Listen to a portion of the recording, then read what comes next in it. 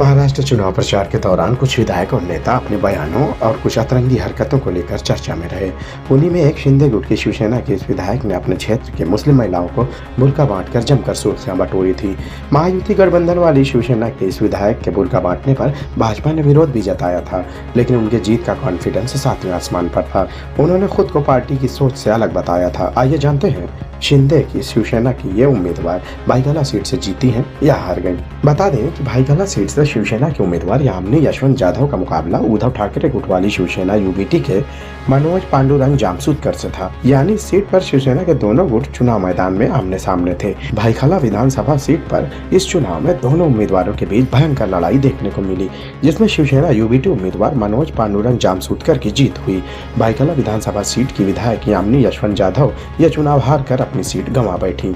Shiv Sena UBT उम्मीदवार Manoj Pandurang जामसुदकर 80,133 vote पाकर फतह हासिल की।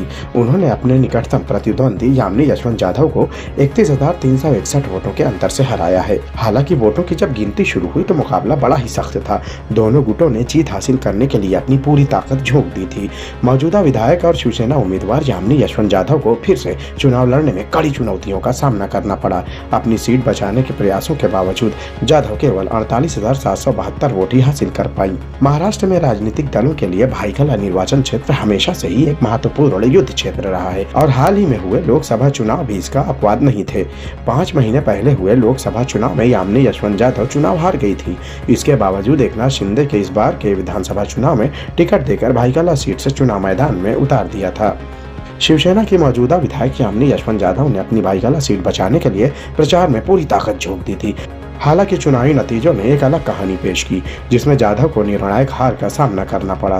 पार्टी के भीतर विभाजन के बाद शिवसेना के शिंदे गुट में उनका जाना अपेक्षित समर्थन हासिल करने में विफल रहा। Desk report, Bombay leaks.